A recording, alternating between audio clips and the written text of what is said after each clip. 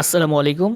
21শে April SSC 2024 পরীক্ষা নিয়ে শিক্ষা মন্ত্রণালয় থেকে এইমাত্র একটি নতুন আপডেট জানিয়েছে।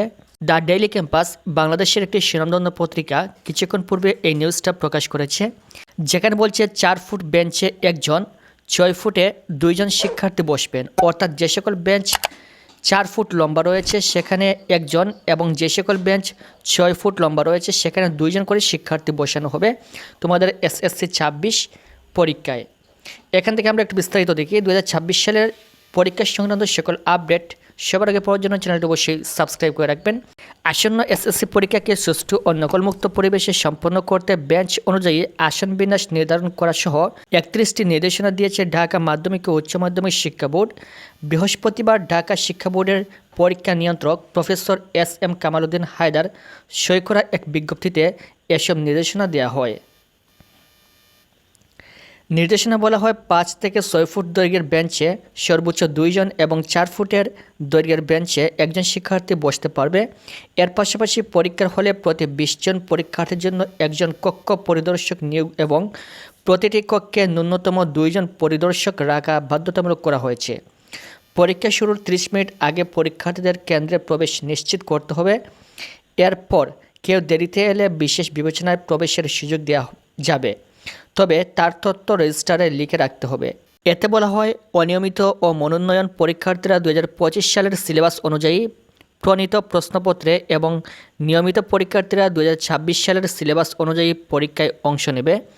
প্রতিদিন সকাল 10টায় পরীক্ষা শুরু হবে। পরীক্ষা শুরুর 3 দিন আগে ট্রেজারি বা থানা লকারে সংরক্ষিত প্রশ্নপত্রের প্যাকেট সংশ্লিষ্ট কর্মকর্তাদের উপস্থিতিতে যাচাই করতে হবে। প্রশ্নপত্র ব্যবস্থাপনায় সর্বোচ্চ সতর্কতা অবলম্বনের নির্দেশ দিয়ে বোর্ড জানিয়েছে, সৃজনশীল বা বহু নির্বাচনী প্রশ্নপত্র আলাদা সেটে সিকিউরিটি খামে প্যাকেট করতে হবে।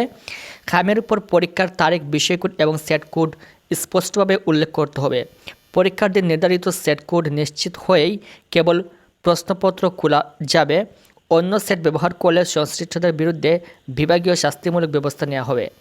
এতে আরও বলা হয়, ট্রেজারি থেকে প্রশ্নপত্র আনানোর ক্ষেত্রে ট্যাগ অফিসার পুলিশের উপস্থিতি নিশ্চিত করতে হবে। কেন্দ্র সচিব ছাড়া অন্য কেউ মোবাইল ফোন বা ইলেকট্রনিক ডিভাইস নিয়ে কেন্দ্রে প্রবেশ করতে পারবে না। তবে কেন্দ্র সচিব কেবল ছবি তোলা যায় না এমন সাধারণ মোবাইল ফোন ব্যবহার করতে পারবেন।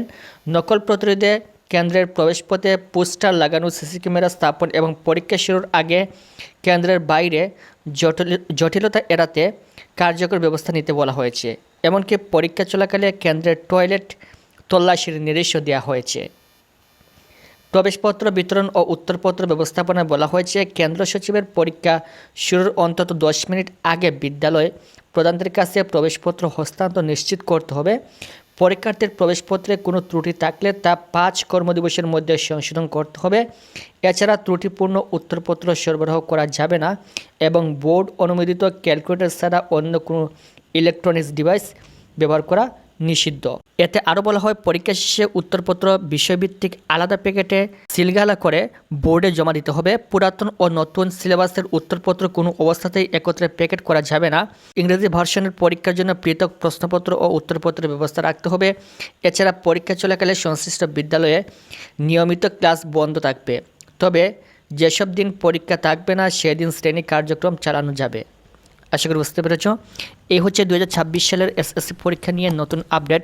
পরবর্তী তোমাদের পরীক্ষা সংক্রান্ত সকল আপডেট সবার আগে পাওয়ার জন্য চ্যানেলটি অবশ্যই সাবস্ক্রাইব করে রাখবেন। Thank you so much.